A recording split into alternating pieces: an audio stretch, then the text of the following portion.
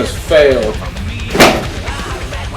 The System has failed by Megadeth. It came out in 2004. It's easily, in my opinion, the best comeback metal album of all time. You know, Megadeth were trying to come around 2001, but that didn't work because they were still kind of rebounding from the risk. They weren't quite ready. I was kind of the sacrificial lamb. But then something happened. Dave, when he was in rehab, fell asleep on a chair like this and dislocated a nerve in his arm. He couldn't even play guitar or anything. It was as if he had like a broken arm. So he had to spend like hours putting like pegs in boards and all this stuff, trying to regain strength. Not only was Dave back, but he was better than he was before. His guitar playing was way more polished when he went back into the studio for this. Dave originally wanted to make this a solo album, but the label would not let him, so he released a Megadeth as a Megadeth album. He wanted David Ellefson to come back as well, but David, I think, sued him instead because he gave David the rights to Megadeth when he lost strength in his arm. This is kind of when Dave became a Christian because he was very, very depressed on World Needs a Hero. He went to church and stuff and became a Christian. It made him happier. Now, before you say, you know, that now they lost their fire, it's more he's letting out the fire he was holding in this whole time. And wow, even though they're not like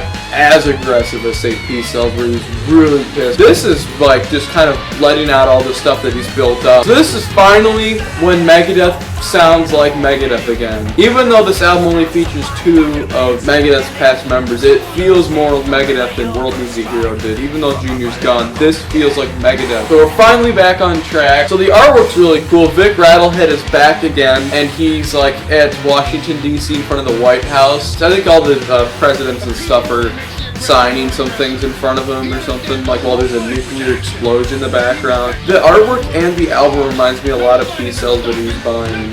So interestingly enough, Dave could not get, you know, David Ellefson, but he attempted to get Nick Menza from the Golden lineup. He was with them for like 5 weeks. Dave sought out Chris Poland to play solos in this album. Chris Poland agreed but would not do the tour. If he sought out Chris Poland, he may have eventually sought out if Gar was still alive. I think Dave would have also gotten Gar Samuelson to come back, and that would have been just amazing. And then maybe Junior would have saw the, you know, the stupidity of suing against Dave and then would have joined too. So then you would have had the full return, and then from here on out it would have just been that lineup, you know. So this album is kind of, to describe it, it's a fusion of Peace Cells, Countdown to Extinction, and cryptic writing. So the first song, Blackmail the Universe, kind of brings in a political side to it, not necessarily full-on conspiracy theorist yet, but it is kind of political stuff about pretty much lying to the public. And it's kind of interesting because there's this intro part where it's like a news report that's in like Air Force One was shot down over Iraq. It's a very heavy and thrashy song. When you hear it, you're just like, oh man, Megadeth is back. And then not only does it have really nice thrashy, heavy elements to it that's kind of progressive, it also has the melody elements of cryptic writing. So like I said, even though I'm not a fan of the Bud Krager album, they certainly helped Dave in this album. There's really beautiful melodies over very heavy riffs, and it works in my opinion.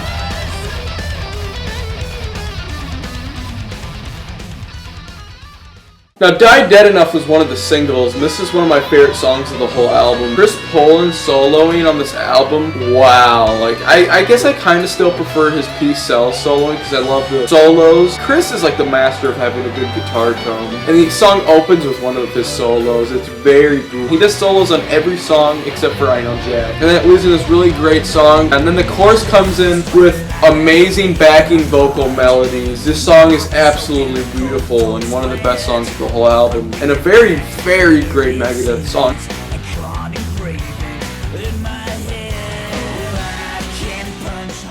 So the next song might be also one of my favorites off the album, Kick the Chair, which is kind of the title track, I guess, because it says The System Has Failed in it. I think it would have been cooler if they called it The System Has Failed, ... Kick the Chair. Very, very heavy. Might be the second heaviest off the whole album. It's very reminiscent of Peace Cells era, and the lyrics are really cool. The drumming and rhythms during the verse are really unique and cool, and the chorus is really, really badass as well.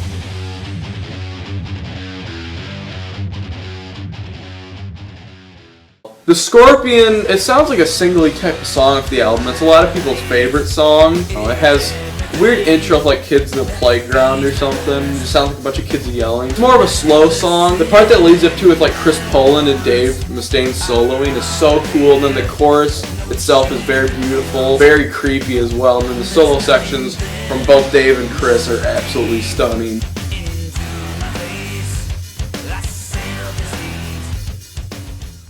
Now, Tears in a Vial is a song that's really, really grown on me. But if this was on Cryptic Writings, this would be the best song of Cryptic Writing. This is one of the songs that is very reminiscent of Cryptic Writing. The chorus and melodies throughout the song are very beautiful, so I've really grown to like it.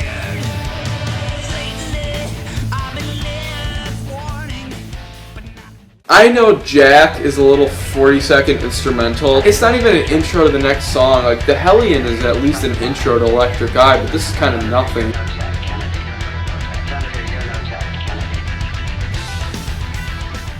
The next song, Back in the Day, is amazing. I'd say this is like Rust in Peace or Peace Cells reminiscent. Very heavy, and it's actually about the past days of Megadeth being on tour. Very cool looking back sort of song. But if this was their last album, I would be so happy. I do like the albums that come after, but this album to me was just the perfect way to end it, I guess. Back in the Day also has some really amazing melodies, especially in this like kind of middle chorus where there's just like echoes and stuff. It's very cool, very well developed, and incredible solos from Chris Poland as well.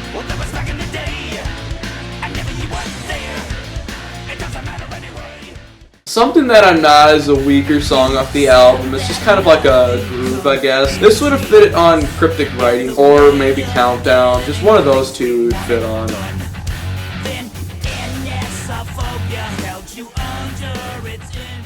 Now, Truth Be Told, in my opinion, is the best song off the whole album. And it's very reminiscent of Countdown to Extinction because it's not necessarily all guns blazing like Peace Cell style. It's got a lot of melodies of Cryptic Writing, so it's like a fusion of the two. Not only is the song really cool and the lyrics are alright about original sin or something like that, and then it goes into a middle section with these incredible riffs and Dave Mustaine and Chris Poland going back and forth with soloing. It reminds me a lot of Ashes in Your Mouth and Countdown to Extinction.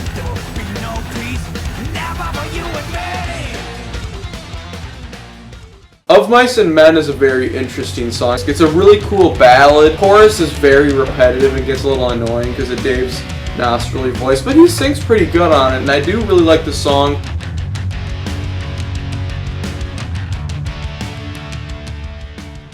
The next two songs are interesting. Shadow of Death, I've grown to like it a little bit better because there's an instrumental section towards the end with Chris Poland and Dave going back and forth with these cool riffs and solos. Damn, just cut out the stupid beginning part with, it's like some weird galloping, and then you have this stupid psalm thing going on. I don't know, it just sounds really forced. I'm not a big fan of it.